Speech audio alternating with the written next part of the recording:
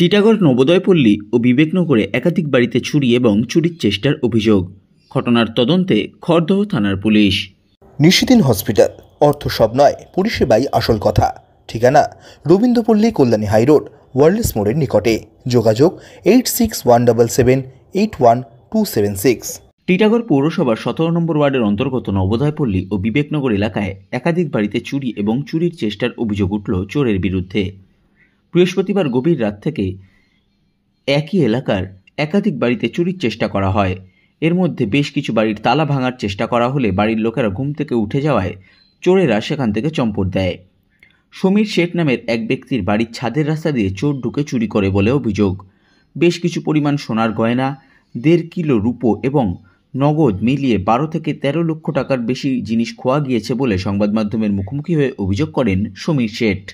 ना है आके 3-4 लोग लड़का लोग टारगेट करके रखा था। बहुत दिन से घूर फिर रहा था। मेरा ना ऐसा में कि हम लोग किसी को पहचानते नहीं। मेरा रात को पापा उठ के बोल रहे हैं कि शायद से कुछ आवाज़ हो रहा है। तो पापा उठ के देखे एक सामने में वहाँ पे दूर पे एक लड़का खड़ा था, वो फ़ोन में बतिया रहा था। और ये रात का घटना था, मतलब छत्ता का पीछे से आगे चढ़ा है।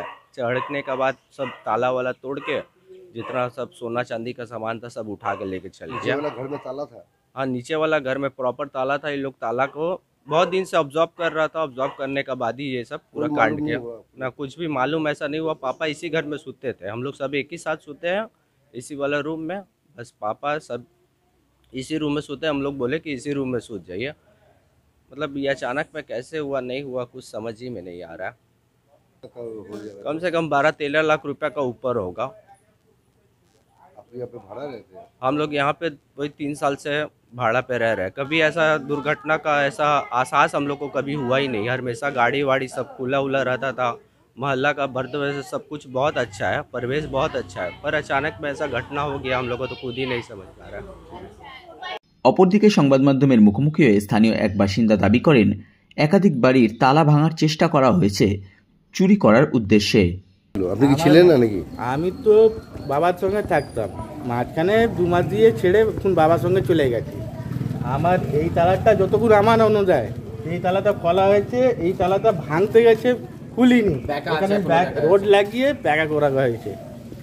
আমার যেইটা ঘরের মধ্যে জিনিসপত্র নেই, মানে কিছু জিনিস বলতে আলমারি ট্রাই করেছিল, মানে আমার এমনি বলে কিছু নেই কি করতে পারবে, কিন্তু ট্রাই করেছিল, হতে পাইনি।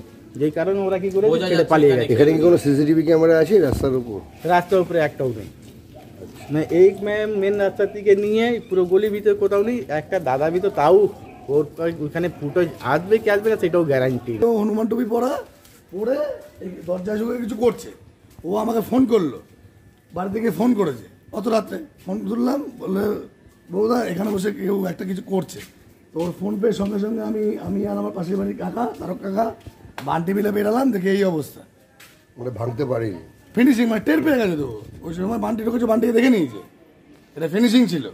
ঘটনার খবর পেয়ে ঘটনাস্থলে পৌঁছায় খড়দহ থানার পুলিশ। ঘটনার তদন্ত শুরু করেছে খড়দহ থানার পুলিশ।